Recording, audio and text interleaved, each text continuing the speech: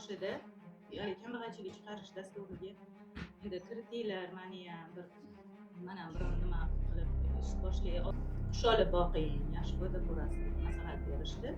Keyin shu 10 million kredit oldim. Shuni olishimda o'z-o'zini band qilishga to'laysiz deyishdi. Men o'z-o'zimga band qilsam, bala pulini bermaydi keyin. Desam yo'q, siz shu kambag'alchilik chiqarish dasturidasiz. Sizga shu yilda oxirigacha bala puli uzluksiz beriladi deyishdi. Nima band qildim, 375 ming soliqqa to'ladim, kreditga oldim, shularni oldim. Sizga aytdiki pul yo'q deyishdi. Keyin men portalga chiqdim. Keyin menga yo'l yo'riq ko'rsatishdi.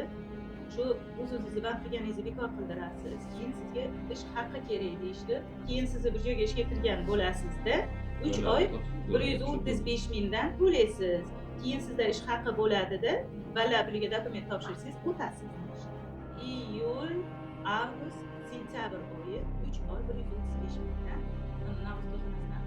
bankka mani ishga joylashtirishgan bo'lishdi. Menga счет raqam tashlashdi. Mendan o'sha bankka borib to'laysiz deyishdi. U nima dedi, bu nima dedi. Endi hali asabingiz buziladimi? O'ynatib, men juda ham qiyinchilik bilan topgan pullarimni to'ladim. Ayni balamga maktabga o'qishga beradigan paytimda men bankka pul to'ladimki, shu balla puliga o'tsam, mana qishda ancha qiyinchilik bo'ladi. Hali yashashimga pul daromadim kamlik qiladi. O'shanga shu detskiy pul bo'lsa, uni balamni chiqimini jincha eplaydi, sal yordam bo'ladi menga degan maqsadda o'sha yozdagi topgan pulimdan to'lovdim. Prokuraturaga yetib borgan. Men ikkinchi marta portalga chiqdim. Ularning ish faoliyatini ham o'rganinglar, iltimos qildim. Mana shunday yurtirishyapti. Endi men hali uyimga komissiya qilib kelish dedi. Mana noyabr oyi yana kutdim. Bu asli portalga olib borishgan ekan. Men hali yosh bilan ayol portalga 3-chi marta telefon qilib, men sizlarga yordam so'rab, sizlarning gaplaringiz bitta biz mahalla fuqarolar yig'iniga o'tmas ekan. Mana shunday qilib o'ynatishdi deb 3-chi marta portalga chiqdim. Keyin oxiri majbur bo'ldim internetga chiqarishga. Sizga bitta savolda, bankka nima uchun pul to'laganingizni men tushunmayapman. Maslahatlar. Xo'p, ubojsalikka ishga kirdim dedingizmi? Ubojsalikka ishga kirdim dedilar. O'sha ish uchun 135 ming to'la qayerga ishga kirganlar? Qiziqtirayotgan narsa 500 minglik farroshlikka o'tish uchun bankka 135 mingdan to'layaptilar. Nima sababdan? Qonunlashtirish uchun 135 ming to'lanmaydi. Sizga kim tavsiya berdi? Shoshmay turing. Sizga kim tavsiya berdi 135 mingdan to'lab? Akmaljon, men sizni ishga joylashtirgan bo'laman deyishdi. Menga nima berishdi? Счет raqam berishdi. Shu joyga mana shu bankka borib shu счет raqamga 135 mingdan 3 oy to'laysiz. Lekin men qayerda ishga kirganimni hech nimani bilmayman. 3 oy to'ladim bu narsani. To'lash uchun ham siz qandaydir qog'oz to'ldirasizda, falon xizmat uchun deyishingiz mumkin, boshqa narsa deyishingiz mumkin. Yo'q, mendan oldingilarim mendan so'rashdi. Men счет raqamni olib bordim. Olib borib, "Apa, bu nimaga to'layapsiz?" dedi. "Balla puliga o'tish uchun shu nima ish haqiga kelishi uchun to'layapman mahalladan shuni deyishdi." Desam, "Kecha kunlari ham bir ikkita ayollar to'lab ketishyapti" deyishdi. Yolg'on aralashib ketgan. Yo'q, achchig'ingiz kelsa hamki men sizga aytdim, "Akmaljon, sabr qilib turing, xalaqit bermay turing" desam, siz "Ha, gapirib olishsin" dedim. Keyin Akram aka mana bu yon qo'shningiz o'ziz boshida gaplashing. Hozir men bitta asabim buzildi. Men murojaatim portalga chiqqanim ham boshqasi ham nima qilib menga shuncha pul rasxod qildirib, meni davlat o'tkazdi balla puliga, lekin mahalla o'tkazmadi. Men mana 135 mingdan 3 oyda mahallani gapi bilan to'ladim. Xo'p, shuni o'zini o'zi qachon band qilgan bu ayol? Men aprelda o'zim band qilib Yana- kredit olishdim. Yana nimaga kerak o'zini o'zi band qilish buni? U mezonda oshib ketyapti deyishdi. Keyin siz o'zingizni band qilganligingiz uchun detskiy pul olmaysiz deyishdi. Misol uchun, mana siz rahbarsiz aka. 135 mingdan nimaga to'laganini siz ham bilmayapsiz, bu ham bilmayapti. O'zini o'zi band qilishga Ha, o'zini o'zi band qilib bo'lgan ekanki bu ayol aprelda. Menga aka, ammam o'g'lim emassiz, xolami qiz emas, boshqalar ham. Xolis jurnalist sifatida keldim. Mana shu edi. Men hali nimaga sizlarga yordam qilayotgan, sizgami Norboyev emasman men. Yo'lashmang. Endi aka, xo'p o'zini o'zi band qilsin debdi. Bu ish bilan shug'ullanmaydigan bevosita shug'ullanmaydigan xodimingiz o'zini o'zi band qilsin debdi. Qani siz shug'ullanayotgansiz a? Men portalga chiqdim. Portalga chiqqandan keyin bular yana meni chaqirishdi-da, o'zingizni band qilganingizni bekor qilasiz deyishdi. Uni nalogga borib bekor qildim. keyin ish haqqi kerak deyishdi. Ish haqqini keyin Akmaljon mana firmaga kirgan bo'lasiz, nima pul to'laysiz deyishdi. Pul to'ladim. Buchi qaysi firmaga ishga odam qaysi firmaga ishga, masalan men aytaman, to'xta, men oylik olyapmanmi, oylik olyapman, qaysi firmadan olyapman, kimga da'vo qilaman deysizda, deyishingiz kerak. Bu bizni katta aybingiz. Qaysi firmaga joylayapsiz meni deyishlar kerak. Demak firmalar bitta ko'taramiz hammasini. Bankli hammasini ko'taramiz, bitta ko'taramiz. Chiqsin hammasi bir ko'raylik. Bu qilib Biz aytganda bilan 5 yil, 4 yil oldingacha shunaqa qalinadik.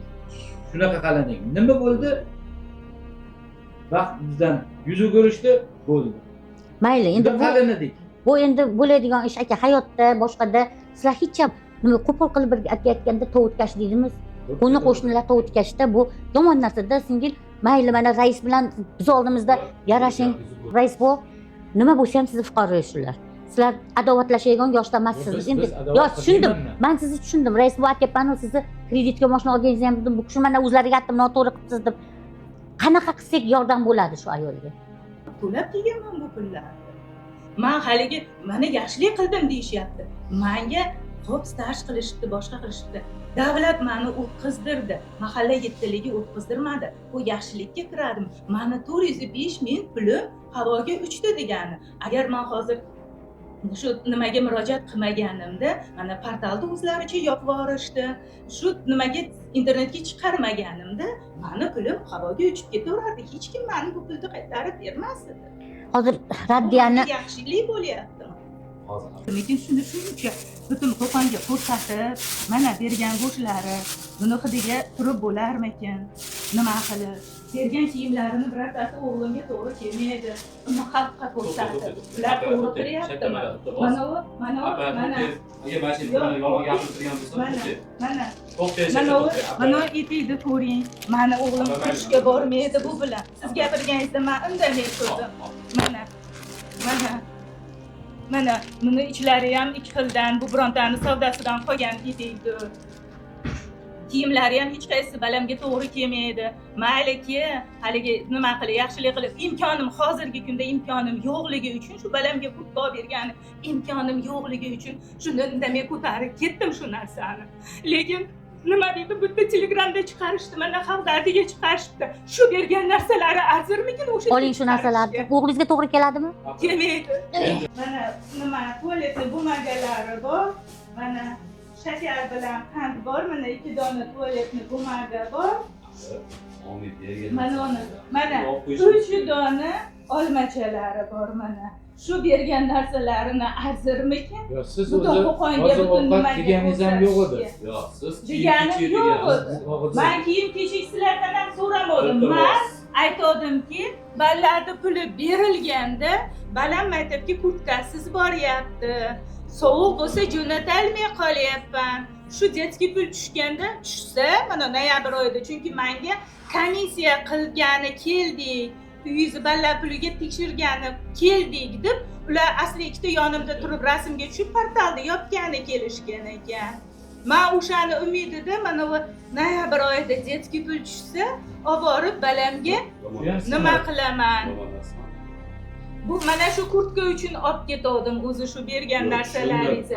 Lekin shu menga minnatli osh yegandan minnatsiz tosh yeganim yaxshi. Buni berishdan oldin Ular bilan gaplashib oling. Bu narsalar. Yo'q, siz olib ketavering. Xolasiz kiydiring. Men olib ketmayman. Kiydiring. Olib ketmayman. Xo'p, olib ketmasangiz tashlab ketavering. Radiyaga kirgizib qo'yinglar. Meni bu narsalarni berib, meni haqqi yo'q nimaga chiqarishga. Rasmni ham so'ramasdan rasmga. Hech shoshmay turing, bo'ldi. Savolni javobi aytishyaptiki, endi bo'lmasa siz sabiyezga boring deyishyapti. Endi Joningiz chiqadimi? Meni rasmimni butun nimaga chiqarganiga alam qilyapti. Men bularni familiyasini yozib, rasmini chiqarganim yo'q edi. esida, lekin endi Akmaljonga ham shu narsalarni kimdir tavsiya qilgan, o'shani orqasidan shu narsa kelib chiqdi. O'zi kelib rasmga olmagan bu narsani. Shu mana shu yerda necha kishi bor edi? Bor edilar. Mana yerda bitta yigit o'tiradi. Bor edilar.